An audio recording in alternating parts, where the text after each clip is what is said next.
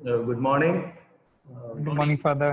Good morning. और देखो ऐसा है बच्चों, Good morning, Father. Morning. Good morning, Father. मैं ये ऑनलाइन क्लासेस पिछले 1 महीने से ले रहा हूँ, तो मैं अपने बच्चों की नोटिनेस जानता हूँ। अभी मैं कुछ खास ज़्यादा कुछ प्रेजेंटेशन में प्रेजेंट नहीं करने वाला हूँ। मुझे तो मोरालिटी के बारे में बोला गया है, इसलिए मेरे नन्हे मुन्ने प्यारे बच्चों, आप लोग सब अपना कैमरा ऑन करके रखो प्लीज। कैमरा तो सबको ऑन करने पड़ेंगे, वरना मुझे नाम लेके बोलना पड़ेगा। या माइक सब ऑफ रखो, लेकिन कैमरा सब लोग ऑन, कम से कम देखने दो कि भाई कौन ये क्लासेस अटेंड कर रहा है। या पर्ल, जैनिस, आशा, प्रगति, सब लोग अपने कैमरा ऑन कर सकते हैं। और give the basic respect to the speaker. जब हम कैमरा ऑन करते हैं तो हम आपको देख सकते हैं। अब चूंकि हम आपको देख सकते हैं तो आप अच्छे पोजीशन में रहिए, वरना सुबेरे मैं देख रहा था कोई लेट रहा था, कोई बिस्तर में था। ऐसे क्लासेस अटेंड करना अच्छा नहीं है। ऐसा नहीं है कि हम आपको कोई एंटरटेनमेंट कर रहे हैं यहाँ बैठ के, या आपके लिए है, तो थोड़ा सा वो रिस्पेक्ट, बेसिक रिस्पेक्ट अपने लिए भी और जो आपको प्रेजेंट कर रहा है उनके लिए भी। So welcome to this particular topic जो फादर ने आपको बताया है। मोरालिटी के बारे में मुझे बोलना है, विवाह और उसके मोरालिटी के बारे में। और मैं आप लोगों को इंग्लिश में भी बोल सकता हूँ, हिंदी में भी बोल सकता हूँ। यहाँ पे शायद कुछ लोग हिंदी के भी हैं, दोनों लैंग्वेज हम यूज़ करेंगे, तो इसमें कोई प्रॉब्लम नहीं है। मैं आपको ये सबसे पहले शुरू इस बात से करना चाहूँगा कि देखिए, विवाह जो है, शादी जो है, ये कोई एक अचंभा नहीं है, कि कोई चमत्कार नहीं है जो अरे ये कैसे हो गया। हमारे कैथोलिक चर्च में आपको पता है 7 संस्कार हैं। बाकी संस्कारों के जब हम नाम ले, चाहे बपतिस्मा हो, पाप स्वीकार हो, परम प्रसाद हो, ये कुछ ऐसी बातें हैं, it is unique to our Catholic church. But when it comes to marriage, ये इसमें ऐसा यूनिक क्या है? शादी तो सब जगह है। फॉरगेट अबाउट बाकी रिलीजन में शादियां, जो किसी रिलीजन को नहीं मानता है उनमें भी शादियां हैं। One can easily go to a court and get married. तो फिर ऐसा क्या है हमारे कैथोलिक चर्च में जो दूसरे शादियां जो भी होती हैं, चाहे वो अन्य धर्म में हो, अन्य डिनोमिनेशन में हो, या फिर अथेइस्ट के बीच में भी हो, उससे हमारी शादी अलग कैसे है? और ये इस चीज को समझने से ही हम समझ सकते हैं the morality of Christian marriage. हमको इस बात को समझना है कि जैसे आम इंसान आपस में विवाह करते हैं, शादी करते हैं, कैथोलिक लोगों की शादी एक आम विवाह नहीं है, इट इज डिफरेंट। और इसलिए यदि उसमें थोड़ा सा थियोलॉजी अगर समझने की कोशिश करें, तो जैसे सेंट पॉल कहते हैं कि ख्रिस्तीय विवाह संबंध है, एक रिश्ता है पति और पत्नी का, और वो उसकी तुलना करते हैं कि compares this relation between husband and wife to something, to someone, और वो तुलना करते हैं जीसस और चर्च का। इसलिए सेंट पॉल बिल्कुल क्लियरली बोलते हैं कि ख्रिस्तीय विवाह वैसा ही है, पति पत्नी का संबंध वैसा ही है, वो रिश्ता वैसा ही है जैसा रिश्ता यीशु का अपनी कलीसिया के साथ। तो इसलिए यदि आप लोग जो शादी करने वाले हैं, शुरू से ही इस माइंड सेटअप रख लें कि हमारा जो विवाह हो रहा है, ये विवाह वैसा विवाह होगा जैसा प्रभु का संबंध कलीसिया से है, चर्च से है, उसके शिष्यों से है, उसके लोगों से है। तो हम इस ख्रिस्तीय विवाह को बहुत अच्छे से समझ पाएंगे। अगर मैं आपको ये बोलता हूं कि ख्रिस्तीय विवाह वो विवाह है जैसा यीशु का संबंध कलीसिया से है, तो फिर obviously the next question is, अगर ये बात सही है तो फिर लेट अस आस्क कि भाई यीशु का कलीसिया के साथ क्या संबंध या कैसा संबंध। ऐसे तो बहुत सी बातें, लेकिन कुछ बातों को और एटलीस्ट 3 पॉइंट्स को मैं हाईलाइट करना चाहता हूं यहाँ पर, और वो हाईलाइट करना चाहता हूं आपके बाइबल कोटेशन के साथ ही, या जो चीज बाइबल में लिखी है, जो यीशु का संबंध अपने शिष्यों से, अपने लोगों से, जो यीशु ने खुद कहा है, उसी से कनेक्ट करते हुए। तो सबसे पहली बात, सबसे पहला पॉइंट, यीशु ने कहा है संत योहन के सुसमाचार में कि इससे बड़ा प्रेम का और कोई प्रमाण नहीं कि कोई व्यक्ति अपने मित्र के लिए अपने प्राण तक भी दे दे। ये कोटेशन आपने जरूर सुना होगा, ये सेंट जॉन के गॉस्पेल का कोटेशन है, चैप्टर 15 का है।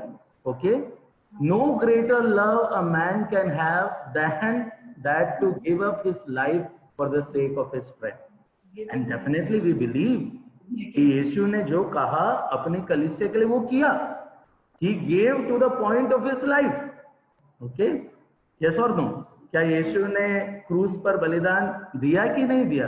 यदि दिया है तो आप अपना थंब रेज कर सकते हैं ताकि मुझे लगे कि यस आप सुन रहे हैं मेरी बातें। Wonderful, wonderful. तो सबसे इंपॉर्टेंट चीज, पहली बात यह कि यीशु ने जैसे कहा वैसा किया, और क्या कहा? No greater love a man can have than to give up his life, to give his life for the sake of his friend. I want to emphasize on this particular phrase, no greater love. इस चीज को विवाह में समझना बहुत जरूरी है। No greater love. और प्रिय बच्चों, प्रिय युवक युवतियों, आप प्लीज इस चीज को समझिए। आप जिस बंधन में बंधने जा रहे हैं, उस बंधन में बंधने के लिए ये एक पहली कंडीशन भी है कि विवाह में सपोज प्रशांत प्रशांति से शादी करता है, तो प्रशांत के जीवन में प्रशांति से बढ़कर और कुछ नहीं होना चाहिए। यदि प्रशांति के अलावा प्रशांत के जीवन में और कुछ भी है, तो प्रशांत के लिए सबसे अच्छा यही है कि प्रशांत प्रशांति से शादी करे ही ना। और मेरे प्रिय मित्रों, मैं तुम लोगों को ये चीज बहुत प्रैक्टिकली और बहुत क्लियर कट बोलना चाहता हूँ। मैं जानता हूं कि हम लोग सब इस आधुनिक वर्ल्ड में रहते हैं। अगर मैं आप लोगों को कुछ कुछ उदाहरण दूं जो मैं हर समय देता हूं ये मैरिज प्रिपरेशन कोर्स में, आप लोग पूरे स्टन हो जाएंगे, स्टन। हम लोग सब इस मॉडर्न वर्ल्ड में, हमारे सबके फ्रेंड्स हैं। अभी यहाँ पे कोई ऐसा क्लेम कर सकता है कि जिसका कभी कोई बॉयफ्रेंड नहीं रहा होगा, कोई गर्लफ्रेंड नहीं रहा होगा? हाथ मत उठाना, ठीक है? क्योंकि हो सकता है तुम्हारा भावी पति भी यहाँ पर होगा या पत्नी होगी, उनके सामने हाथ नहीं उठाना। But let us be practical enough, late us be practical enough. मैं जब बहुत छोटा था उस समय एक दुकान में गया था, वहां एक कोटेशन लिखा हुआ था, आधुनिकता के इस जमाने में गारंटी की अपेक्षा ना करें। I want to put that as inverted comma. Modern world में गारंटी कि भाई इसने कभी किसी से दोस्ती नहीं किया होगा, प्यार नहीं किया होगा, इसकी अपेक्षा ना करें। जब तुम खुद के लिए अपेक्षा नहीं कर रहे हो तो तुम अपने भावी पति या पत्नी के लिए तो बिल्कुल भी मत करो। Late us be practical enough and let us be little more mature enough. ये सबके अपने दोस्त होते हैं, सबके अपने फ्रेंड सर्कल होता है, सबका एक पास्ट होता है। लेकिन now you are getting into this relation, this relationship. यदि इस रिलेशनशिप में जुड़ने के बाद भी, बढ़ने के बाद भी, विवाह करने के बाद भी अगर आपके जीवन में कोई और दूसरा है, यदि कोई और दूसरा है, देन आपका विवाह ज्यादा दिन टिकने वाला नहीं। सो मोरालिटी ऑफ वेडिंग और marriage, let us first believe this, understand this कि भाई मुझे मेरे बाकी सारे संबंध छोड़ने हैं, त्यागने हैं। तो जब मैं कुछ कुछ केसेस सुनता हूँ, I want to share this with you, क्योंकि ये एक वेडिंग मैरिज लाइफ में ये होता है।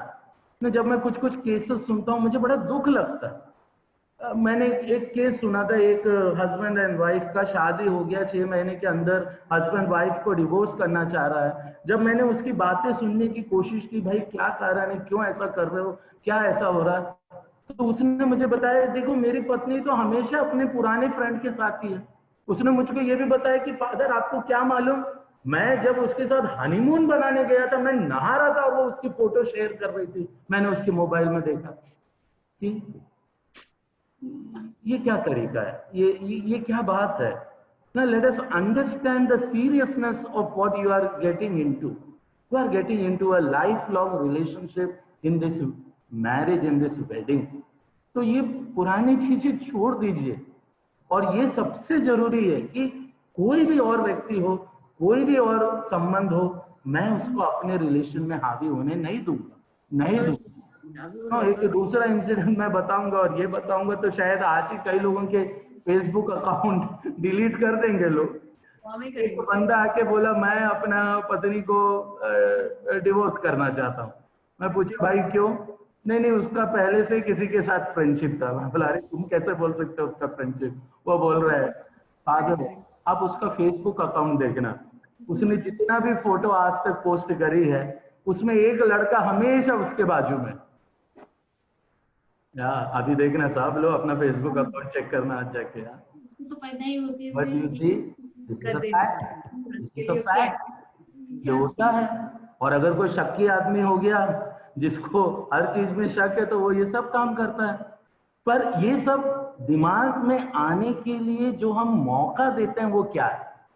इस सबका मौका हम कैसे देते हैं? जब हम हमारे विवाह में वो ईमानदारी नहीं दिखाते हैं, जब हम हमारे विवाह में वो कमिटमेंट नहीं दिखाते। इसलिए the first thing I want to urge you, यहाँ पर जो credit goes to you, Baba. No. can you mute Sister Shamin? Her mic is still on. Shamin. So, thank you, Father. तो जो पहली बात जो मैं आपको यही बोलना चाह रहा हूँ, प्लीज आफ्टर मैरिज तुमको लाइफ लॉन्ग चलना है, इसलिए बाकी रिलेशनशिप, बाकी बातें ये सबको छोड़ दो। अब forget about your friends circle, forget about ये। Let me ask you one simple question. Let me ask you one simple question. What about your family circle? आपके परिवार में आपके माता है, पिता है, डेफिनेटली आपके भाई बहन भी होंगे। मैं नहीं बोल रहा कि नया एक घर खरीद लो और बिल्कुल नया रहो, but my dear young boys and girls, I still want to tell you, पापा का ख्याल रखो, मम्मी का ख्याल रखो, सबको लेके चलो, नो डाउट। बट अल्टीमेटली तुम्हारे जीवन में जो सबसे बढ़कर है वो तुम्हारे लिए तुम्हारा पति है, वो तुम्हारे लिए तुम्हारी पत्नी है। No greater love one can have than for your own husband, than for your own wife. अगर शादी के बाद भी तुम अपने मम्मी पापा का ही सुनते जा रही, मम्मी पापा का ही सुनते जा रही, फिर तुम शादी क्यों किया? शादी के बाद अपने मम्मी पापा का ही सब चल के लेके चलते जा रहा है, तो फिर no, because it is natural. आप अपना परिवार छोड़ के एक दूसरे घर में आ रहे हो, दूसरे ने भी आपको पूरा स्वीकार किया है, और उसके बाद आप लोग दोनों अपने ही घर में जुड़े हुए हैं। नहीं नहीं नहीं, भलाई आप अपने माता पिता के साथ रहो, absolutely fine, but you are making a new house, you are creating a new home with your wedding, with your marriage. Please don't misunderstand me, I am not at all telling कि अपने माता पिता को छोड़ दो, बिल्कुल नहीं। अगर तुम्हारे माता पिता को देखभाल करने का सिर्फ तुम्हारे ही है, तुम अकेले हो, जरूर करो, बट गिव प्रायोरिटी, जो प्रमुख स्थान है वो अपने पति अपने पत्नी को। और यदि कोई भी तुम चीजें अपने माता पिता के लिए करते हो, let us do it together, that is most important.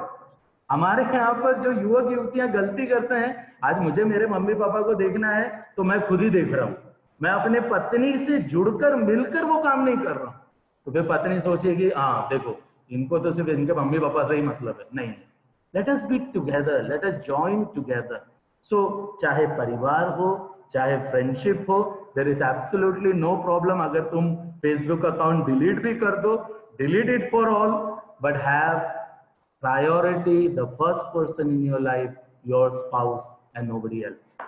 अब मैं आना चाहूंगा दूसरी बात, और दूसरी बात क्या है? अगेन जैसे मैंने कहा, क्रिश्चियन लाइफ जो है, क्रिश्चियन वेडिंग, जो क्रिश्चियन मैरिज है, वो वही है जो संबंध प्रभु का अपने कलीसिया के साथ। और इसी संदर्भ में मैं दूसरी बात बताऊंगा जहां प्रभु ने अपनी कलीसिया के साथ एक संबंध किस प्रकार का है प्रभु ने बोला। और ये बात हमको मिलेगा मैथ्यू के चैप्टर 28 में। वहां पर आपको पता है कि प्रभु स्वर्ग वापस जा रहे हैं और सभी शिष्य वहां इकट्ठे थे। प्रभु ने उनसे कहा, देखो तुम लोग जाओ, संसार के कोने कोने में मेरे नाम का प्रचार करो, बपतिस्मा दो, पिता पुत्र पवित्र आत्मा के नाम का बपतिस्मा दो। और उसके बाद प्रभु ने एक बहुत सुंदर बात की और प्रभु ने कहा, and remember I shall be with you till the end of the world.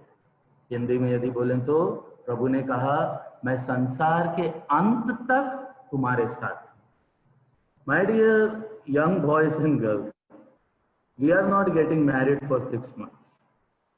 Starting में तो सब कुछ अच्छा रहेगा, सब कुछ मजा ही मजा आएगा, लेकिन मैं आपको गारंटी और वारंटी के साथ लिख के बोल सकता हूं कि आपके जीवन में प्रॉब्लम आएंगे ही आएंगे। Take it from me. और ना केवल प्रॉब्लम आएंगे, बड़े बड़े प्रॉब्लम आएंगे।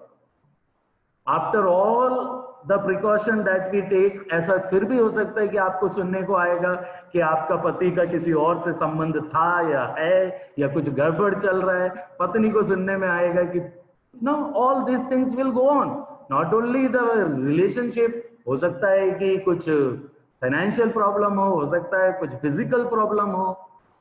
प्रॉब्लम तो आएंगे ही आएंगे, and take it from me, problem आना ही आना है। और होता क्या है आजकल के मॉडर्न वर्ल्ड में, क्या हो रहा है, जहां तक सब ट्यूनिंग व्यूनिंग सब सही है तब तक सब सही है। जिस दिन ट्यूनिंग थोड़ी सी गड़बड़ हो गई, प्रॉब्लम थोड़े से आ गए, भाई तू अपना देख, मैं अपना देखता हूं। पहले सेपरेशन, फिर कोर्ट से डिवोर्स, और उसके बाद फादर साइजे जो हमारे जुडिशियल विकार हैं, मैरिज ट्राइब्यूनल के, उसके पास आते, बोलते फादर हमारी छोड़ छुट्टी कर दो। क्या है ये? और इस संदर्भ में मैं झूठ नहीं बोलूंगा, ये बिल्कुल पर्सनल शेयरिंग भी है मेरा। मैं अपने ही एक बहुत ही करीबी रिश्तेदार की बात आप लोग को बताना चाहूँ। उसका विवाह आज से 20 साल पहले हुआ है और वो बहुत ही खुशी और अच्छा दाम्पत्य जीवन अभी जी रहे हैं, बच्चे हैं, सब कुछ है। मैं आपको बताना चाहूंगा वो इंसिडेंट, क्योंकि ये चीज आपके लिए अच्छा है जानना। जो लड़की है वो मेरे रिलेशन में है और जो लड़का है वो तो मैं उनको ब्रदर इन लॉ कह सकता हूँ। ये जो ब्रदर इन लॉज है ये तो बहुत ही धनवान है और उनका मंथली पैकेज आज से 10 साल पहले 1.5 लाख रुपया हुआ करता था। And life was going excellent and everything was fine, और सब संपदा, खुशी, बच्चे, सब कुछ है। विवाह हो तो ऐसा हो। और फिर अचानक वर्कलोड हो या वर्क प्रेशर हो, प्राइवेट में थे, जो भी कहो, उनकी नौकरी छूट गई। उन्होंने 1-2 जगह पे अप्लाई किया लेकिन उनको नौकरी नहीं मिली, और वो भी चाहते थे कि उनका पैकेज ही 1.5 लाख पर मंथ है तो उसी लेवल की कोई नौकरी मिले। बड़ी मुश्किल से एक नौकरी मिली, उतना ज्यादा तो नहीं था लेकिन फिर भी था। वहां पर भी करने गए, 2 महीने के अंदर उनको नौकरी से निकाल दिया और अचानक वो बहुत अधिक डिप्रेशन में हो गए। डिप्रेशन में होने के बाद थोड़े से वो मेंटल होने के बाद मुझे याद है कि वो इसी मेरे रिलेशन में जो है उसको पत्थर उठा के मारने तक का भी उन्होंने काम किया, क्योंकि ही वाज टोटली मेंटल। और believe me my dear young boys and girls, इस स्थिति में I being the priest told this girl, I told कि देख यार, अगर तेरे से नहीं जम रहा ना तो उसको छोड़ दो, क्योंकि I could not bear seeing her bearing all this pain, ये तमाशे, मार, लड़ाई झगड़ा, आई कुड नॉट बेयर। और एक मेंटल पर्सन के साथ ऐसा जीना, मैं बोला भाई तेरे को नहीं जम रहा है तो तू उसको छोड़ दो। और जब मैंने ये बात उसको बोली, मैं झूठ नहीं बोलूंगा, उसने मुझको एक जवाब दिया, प्रशांत 15 साल पहले जब चर्च में मैं और मेरा पति खड़े थे और वहां फादर ने हमको बोला था प्रतिज्ञाएं दोहराने के लिए, और मैंने कहा था सुख में हो या दुख में हो मैं तुम्हारी जीवन संगिनी बनी रहूंगी, वो मैंने ऐसे ही नहीं बोला, come what may I will not leave. My dear children, समय बीत गया है, आज वो व्यक्ति पूर्ण रूप से ठीक हो गए हैं, जबकि उस व्यक्ति को एक जमाने में मैंने ही नागपुर के मेंटल हॉस्पिटल में एडमिट किया था। वो पूर्ण रूप से ठीक हो गए हैं, उनको वापस एक अच्छी नौकरी मिल गई है, जीवन वापस पटरी में आ गया है और सब कुछ अच्छा हो गया। उस इंसिडेंट के बाद आज तक और मेरे ख्याल से जीवन के अंतिम क्षण तक I will never advise anybody to take divorce. In fact as you know, church में डिवोर्स है ही नहीं, there is no divorce in the church. और इसलिए बच्चों, जब आप विवाह में जुड़ने वाले हैं, पहले तो सोच समझ के विवाह करो, लेकिन एक बार विवाह किया, जिस दिन आप चर्च में वो प्रतिज्ञाएं दोहराते हैं, उसको थोड़ा सा दिल से बोलना और उस ऑल्टर के सामने सही में प्रार्थना करना कि प्रभु मेरे को इसके लिए शक्ति देना। कम what may I will not leave you, ये तो शायद आपका रोज का फॉर्मूला होना चाहिए। तो रोज का फॉर्मूला कि कम what may I will not leave. अगर तुम 50 बच्चे जो कि यहाँ पर अभी मैरिज प्रिपरेशन कोर्स कर रहे हैं, अगर उनमें से मैंने सुना एक ने भी यहाँ पे डिवोर्स के लिए आया, then I think you have not listened, you have not understood. Life is a challenge, but life can be challenged with anybody and everybody. तुम सोच रहे हो कि तुमको अगर आज के डेट में कैटरीना कैफ भी मिलेगा तो वहां पर भी प्रॉब्लम हो सकता है। Life problem will always be there with anybody and everybody. तो अभी जो है जैसा है, एक बार मैंने हाँ बोला तो मैंने बोला, आई डोंट लुक बैक। और बेटा, इतनी बुरी स्थिति तो शायद आपके यहाँ नहीं आएगी और मैं प्रार्थना करता हूँ कि कभी ना आए, लेकिन अगर आ भी गई तो don't leave. There is no divorce, that is against Catholic church. Yeshu हम कितना भी बुरा करे, कितना भी अच्छा करे, प्रभु हमको कभी नहीं छोड़ेगा। यदि प्रभु नहीं छोड़ सकता तो हमको भी नहीं छोड़, क्योंकि मैंने पहले ही बोला है, morality of wedding is, marriage is, we love each other the way Jesus loves us. अब मैं आना चाहता हूं तीसरे पॉइंट में, और इस पॉइंट के बाद फिर मेरा टॉक समाप्त हो जाएगा। और ये पॉइंट की कुछ बातें इस टॉक के पहले सिस्टर ने कर दी, तो मैं उसको भी जोड़कर, और अगर किसी को अंग्रेजी शायद नहीं समझ में आया होगा तो मैं हिंदी में भी अच्छे से समझा दूंगा जो कुछ सिस्टर ने बोला।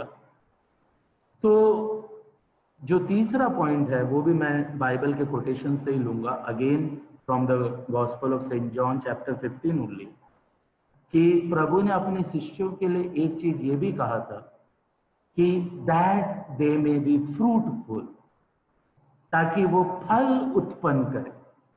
हमारे प्रभु का कलीसिया से जो रिलेशन है उसका एक प्रमुख भाग ये भी है कि प्रभु अपने कलीसिया के लिए यही चाहते हैं कि that they may be fruitful, वो मुझसे जुड़े रहे, मैं उससे जुड़ा रहूं। जहां पे प्रभु दाखलता और डालियों के बारे में बोलते हैं, और वहां पर वो ये भी बोलते हैं कि दे शुड बी फ्रूटफुल, कि वो फल उत्पन्न करे। और वहीं पे कहते हैं कि मुझसे जुड़े बिना आप फल उत्पन्न नहीं कर सकते।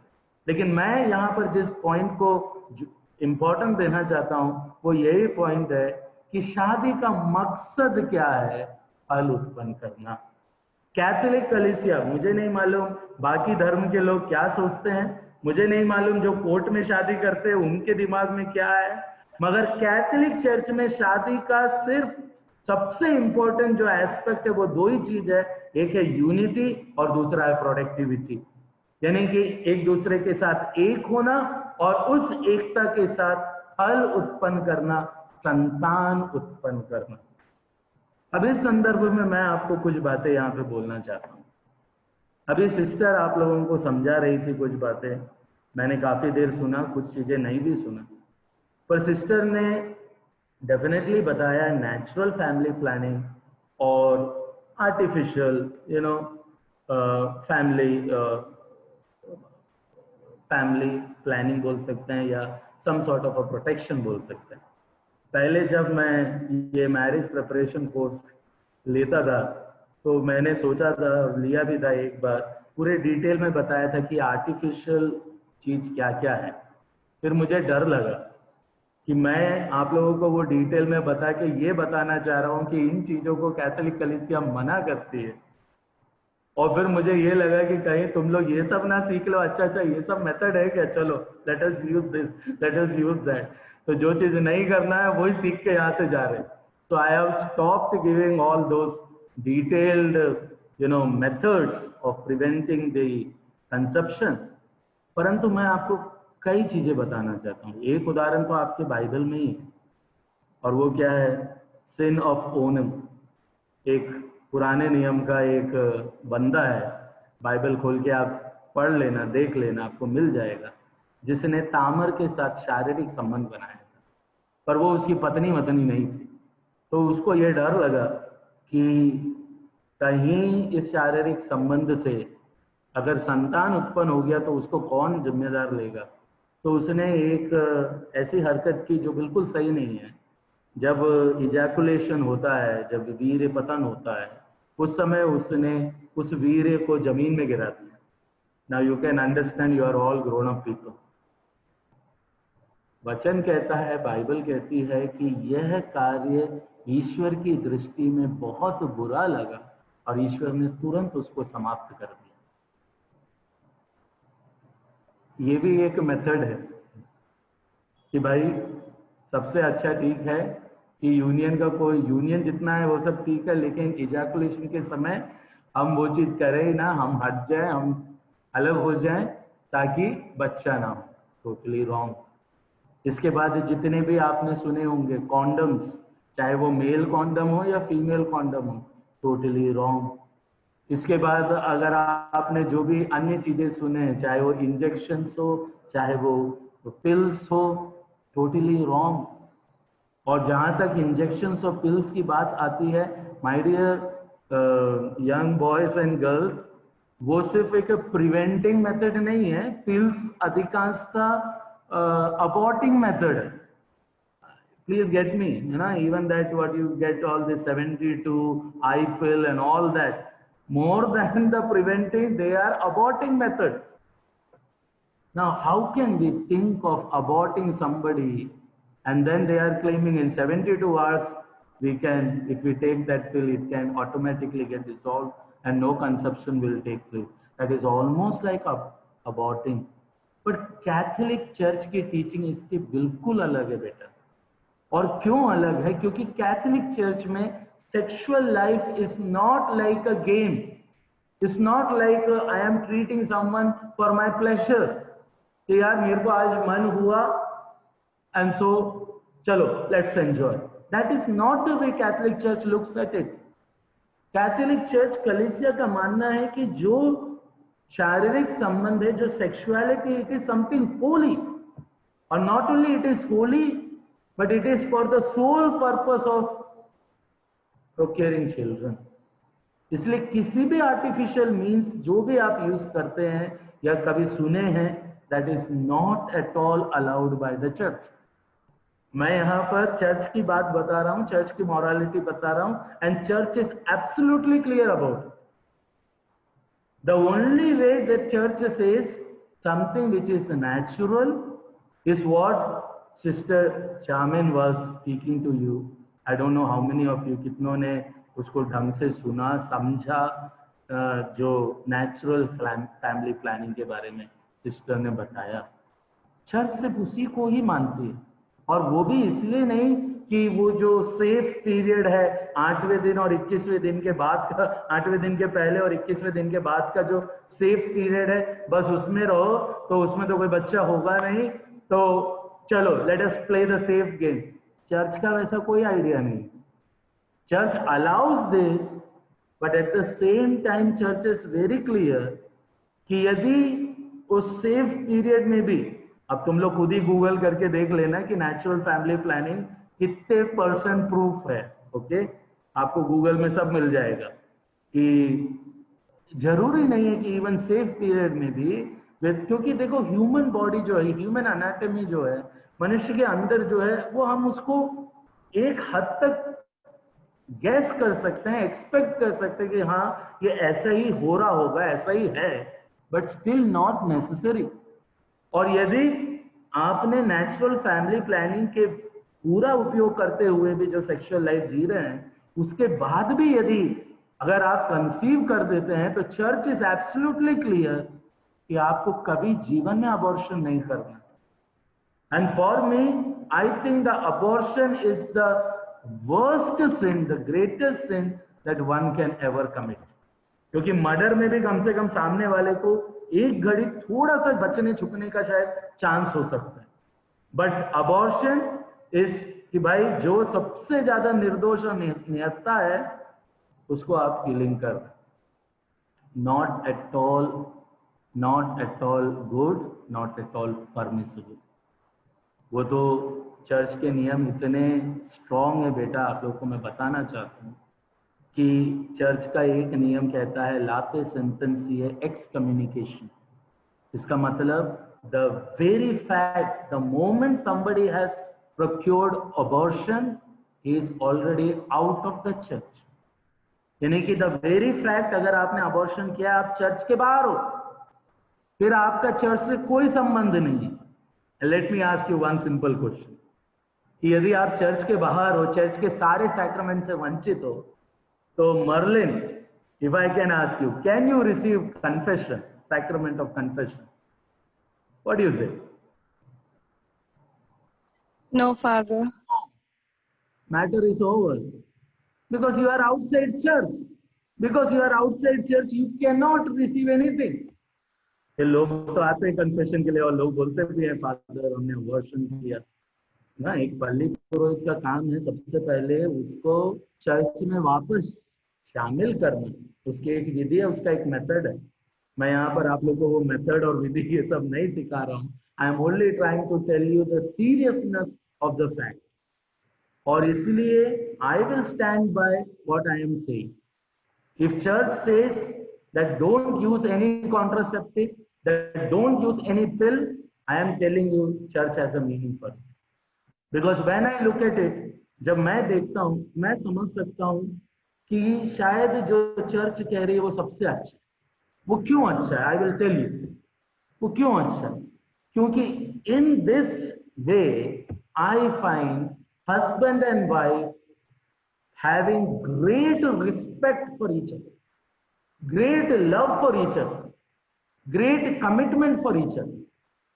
In this method of family planning, the natural family planning, and abstaining from all other artificial means, I can see there is tremendous respect for each other, because तब आप दो एक दूसरे को सिर्फ एक प्लेशर का साधन नहीं मानते कि यार आज एक मूड हो गया तो बस चलो मेरा मूड है मुझको करना ही है, ऐसा नहीं। ये कोई ऑब्जेक्ट नहीं है कि भाई मेरे को वीडियो गेम या मोबाइल में गेम खेलना है, मैंने मोबाइल उठाया और गेम खेल लिया। आप अपनी पत्नी को ऐसा कोई ऑब्जेक्ट करके ट्रीट मत करो। But there are people, I can give concrete examples also, there are people who have absolutely followed the church way, and when I see their life, there is lot of joy, lot of happiness, lot of commitment. इसलिए आप लोग ये बोल सकते father अगर कोई artificial means use नहीं करे तो फिर तो कितने बच्चे हो जाएंगे। तो let us have some self control, let us use the natural family planning, what sister explain to you, that free period, the free time, या और उसके बाद भी यदि कुछ होता है तो ठीक है, let us admit that okay, if God wants it in this way, we accept. But believe me, जब हम एक दूसरे के साथ इस प्रकार कमिटेड रहेंगे, जब हम एक दूसरे के साथ रिस्पेक्ट के साथ आदर करके आत्म संयम के साथ भी रहना जानेंगे, उसका फल, उसका परिणाम विवाह में बहुत अच्छे से दिखता है। मैं आपको एक बात बताना चाहता हूँ, इसमें कोई डाउट नहीं कि सेक्सुअलिटी विवाह का एक महत्वपूर्ण भाग है, बट प्लीज रिमेंबर दिस कि sexuality is not the only thing in the marriage. There is commitment, there is respect, there is love, which is beyond sexuality. So have that attitude when you get into this marriage. You can try, you can always work on it. I mean, I am not trying, I cannot force you on something, but I can only teach you. The rest I leave it to you. Now today after this talk, agar aap bolte, Father, it was absolutely bakwas, we don't believe you, we don't agree with you, fine. मुझे इससे ज्यादा आपको मैं आपको कोई argue करने के लिए यहाँ पर बहस करने के लिए नहीं बैठा. But beta, I am only teaching you what church teaches, and in the course of time you will realize that what church is teaching there is some meaning. So अन्य चीजों से बचे रहे, और प्लीज भगवान के नाम पे with this I end my talk. जब आप शारीरिक एक वैवाहिक जीवन जीते हैं, यदि कभी भी किसी भी कारणवश यदि आप कंसीव करते हैं, हस्बैंड एंड वाइफ दोनों कंसीव करते हैं, मैं तो इसी चीज को मानता हूँ, सिर्फ वो रहता माँ के पेट में है लेकिन कंसीव तो दोनों ही करते. तो यदि आप कंसीव करते हैं, मेरी आपसे आखिरी गुजारिश सिर्फ यही है, फॉर गॉड से never ever go for abortion. कभी जीवन में भी अबॉर्शन के लिए नहीं जाए. तुम उसका साइड इफेक्ट नहीं, उसका बैड इफेक्ट बिल्कुल नहीं जानते, और जब तुम जानोगे ना तब बहुत देर हो जाएगी. Very well I can tell you without disclosing any confessional secret. कुछ जब लोग कन्फेशन के लिए मेरे पास आते हैं और मुझसे बोलते हैं, फादर मैंने अपने जीवन में अबॉर्शन किया, और मैं उनको जब देखता हूँ, कई लोग तो काफ़ी उम्र के दिखते हैं, तो फिर मुझे भी बोलना पड़ता है, भाई ये कब हुआ? नहीं फादर 20 साल पहले हुआ. अच्छा 20 साल पहले हुआ, तो आपने कभी कन्फेशन में ये बात नहीं बताई? नहीं फादर कई बार बता चुका हूँ. अरे कई बार बता चुके हैं तो फिर आप क्यों आज भी बता रहे हैं? तो फिर वो बोलते हैं, फादर क्या करे, वो चीज़ का गिल्ट फीलिंग आज तक मेरे से नहीं गया. ये चीज़ें मैं आप लोगों को सिर्फ घुमाने के लिए या मड़गड़त कहानी बना के नहीं बता रहा हूँ. This is the concrete, this is the fact. जिस चीज को एक बार करने के बाद, मैंने कई लोगों को ये भी देखा है कि शादी में स्टार्टिंग में उनको लगता है नहीं अभी तो हमको आपस में ही घुलना मिलना है, जीना है, और अच्छे से जीना है, कुछ समय और टुगेदर स्पेंड करना है, बाद में हम बच्चों का देख लेंगे, और फिर वो अबॉर्शन के लिए चले जाते हैं, और फिर बाद में कई बार वो कंसीव ही नहीं कर पाते. मैं नहीं बोल रहा कि ईश्वर ने उनको पनिश किया, but God has his own ways. Let us not do something which is against God's will. यदि ईश्वर हमसे यही चाहता है, ईश्वर ने हमारी सृष्टि काई के लिए, प्रभु ने हमसे सबसे पहला वाक्य जो आदम और एवा से वही बोला है, फलो फूलो और इस संसार में फैल जाए. यही तो पर्पस है. आप किसी भी जानवर को देख लीजिए, आप किसी भी प्राणी को देख लीजिए, आप पेड़ को देख लीजिए, पौधों को देख लीजिए, आप किसी को भी देखिए, nature has its own ways. Nature की कोई भी चीजें हैं, the ultimate goal is to that is creation, to create. और प्लीज उसमें गलत नहीं करना. चाहे 2 बच्चे हो गए, 3 बच्चे हो गए, कोई भी रीजन हो, पैसे नहीं है, ये नहीं है, एक बार अगर आपने कंसीव किया, फॉर गॉड से डोंट डू. नॉट बिकॉज आप चर्च के बाहर हो जाएंगे, वो तो चर्च के अंदर भी आ सकते हैं. फादर आपको वो सेंसर से आपके सेंसर लिफ्ट कर देंगे, लेकिन वो बात नहीं है.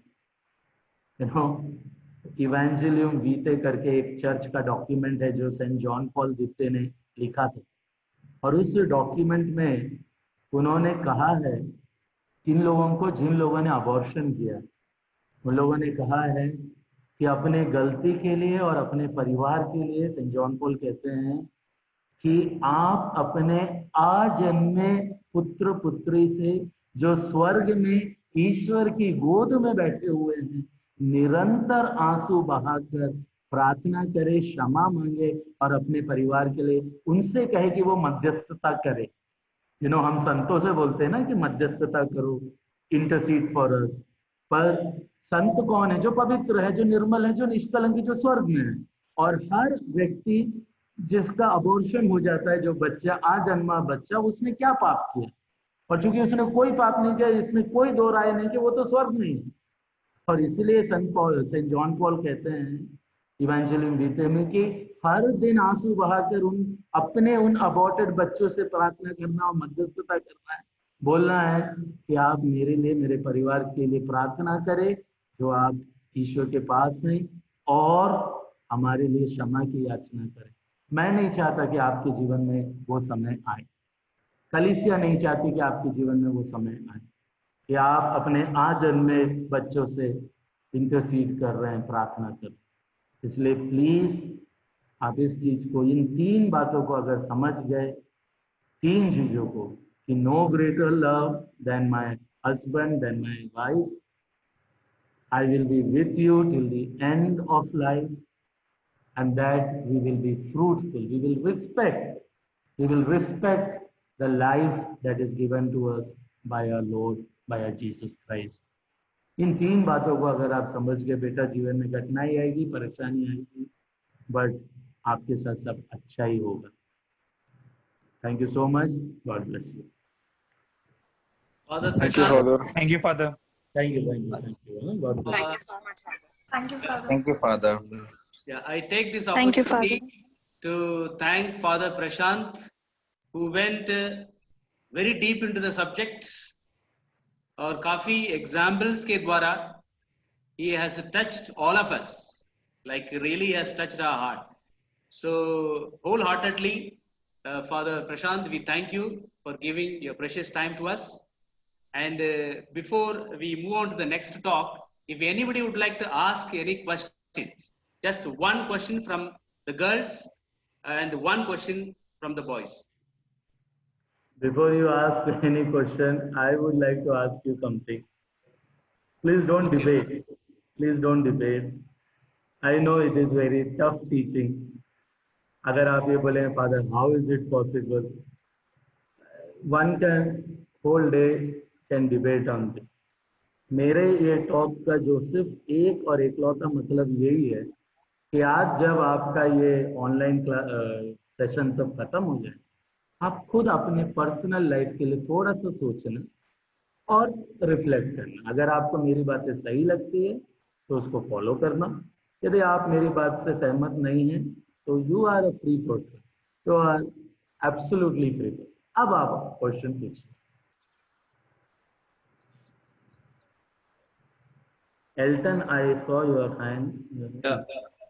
I want to ask you one question. Yeah. Father, you said that divorce is not allowed in the church. Yes. But then why the church grants annulment? Okay. See, this is not exactly my point, but since you have asked, I will explain. The very word annulment means something that never existed. Okay, मैं दूसरों के लिए Hindi, Elton, you follow Hindi, isn't it? Do you follow Hindi? What is that? Yes, yes. Do you follow Hindi? Hindi and English. Both you follow, na? Yeah, yeah. I'll explain this for everybody, both in Hindi and English language. Now, there is a difference between what we call divorce and what we call annulment. Okay? Now, what is annulment is something that was never there. यानी कि कोई चीज प्रारंभ से वहां पर थी ही नहीं। अब you will understand once you finish with your marriage preparation course and other things, you will be called for some inquiry, and later on you will be asked even to fill a particular form which is called prenuptial form. Okay? और उसमें कई चीजें आपसे question के हिसाब से पूछी जाएंगी। उस समय जब हम क्वेश्चन पूछते हैं तो वो तो रिटन फॉर्म है, तो लोग उसको बहुत ही कैजुअल ले लेते हैं, अरे ये तो कुछ भी है, बोल दो लिख दो। Now I'll give you some example, one or two example. For example, suppose I had some relation with somebody and I have a child. Church is not asking outside marriage and all that. Okay? Church is not asking whether why you did or why you did not do. But church is asking you, have you got something like this? Now Elton, usually what happens, शादी के पहले कोई भी क्या सोचता है, अरे यार ये तो फॉर्म में लिख देंगे, तो वो प्रॉब्लम हो जाएगा। बेटर क्या फर्क पड़ता है, लिख दो नो नो, हर चीज में कोई भी ऐसा थोड़ा सा क्रिटिकल क्वेश्चन है नो। चर्च आपको कोई बीमारियां तो नहीं है जो can affect in the marriage life. Even a person with AIDS can get married provided he says I have an AIDS, I have AIDS, ठीक है। लेकिन होता क्या है, जब आप इनमें से कोई भी इंफॉर्मेशन बताते नहीं, कुछ चीजें आप अपने तक सीमित कर देते हैं, छुपा देते हैं, तो आप जस्ट मैरिज जो एक कॉन्ट्रैक्ट भी है, उस कॉन्ट्रैक्ट में बेईमानी के साथ घुस रहे हैं। यानी कि आपने कभी भी उसमें वो सच्चाई दिखाई नहीं, बताई नहीं, एक्सप्रेस ही नहीं की। फिर आगे चल के जब ये चीजें रिवील होती हैं, तो वहां पर फिर समझ में आता है कि भाई आपने जो किया वो स्टार्टिंग से ही, आपने जो प्री नप्शुअल फॉर्म में जो था वहीं से ही आपने गड़बड़ किया। आपको कई क्वेश्चन पूछे जाएंगे, वो जब आप वो फॉर्म भरोगे आप खुद ही समझ जाओगे। वो क्वेश्चन में लिखा है, क्या आप अपने पति को आपके शरीर को देने के लिए संपूर्ण रीति से तैयार है या नहीं है? ऑब्वियसली फॉर्म में आप लिखेंगे बिल्कुल तैयार हो, क्योंकि शादी तो करनी है। लेकिन फिर बाद में आप बिल्कुल अलग ही हो गए, no I don't want, I don't want. तो फिर आपने जो चीज वहां पर बताई थी वो बिल्कुल ही गलत चीज थी। अब शारीरिक रूप से आपको पोटेंसी भी होना चाहिए, आप केपेबल होना चाहिए वैवाहिक जीवन में प्रवेश करने के लिए। यदि आप केपेबल नहीं है तो ऐसा नहीं कि आपकी शादी नहीं हो सकती, पर आपको बताना है कि I am not capable. But suppose you are not capable and you are still telling no I am fit and fine, my body wise I have no problem, और बाद में फिर आपसे शारीरिक संबंध ही नहीं हो रहा, आप उसके केपेबल ही नहीं है, तो obviously church will say that from the very beginning you have not enter into marriage with truth. That means there was no marriage only. And since there was no marriage, when there is no marriage, it is being declared that there is no marriage. तो ये church का अपना ही विचार है, जो कि एक बहुत लंबे डिबेट के लिए भी जा सकता है। लेकिन I just want to explain to you to please understand the difference between divorce and annulment. Annulment means as though the wedding never was there from the beginning. अधिक डिटेल के लिए फादर से आप मेरा कांटेक्ट नंबर ले लीजिए और मैं उसको डिटेल में आपका संपर्क। Thank you, Father. Father, thank you so much. आपने इतना अच्छे से समझाया. You gave another talk, so we'll give one more clap to Father. Yes, answering. Thank you so much. I think आपके ये जो 3 दिवसीय जो है सेशन है, उसमें जरूर कोई ना कोई कैनोनिकल बातों भी कोई भी बोल रहा होगा। डिटेल आप उनसे जरूर पूछना, जरूर पूछना what is the difference between, क्योंकि वो उनका टॉपिक है, तो वो जरूर अच्छे से आपको और अच्छे से पूरे डिटेल में समझाएंगे। Okay Okay, Father. So, Father, thank you so much, Father. We are moving on to the next topic here. Okay, thank you so much. God bless you. Wish you all the best for your marriage. Have a fruitful life. Thank you, Father. Thank you, Father. God bless. God bless.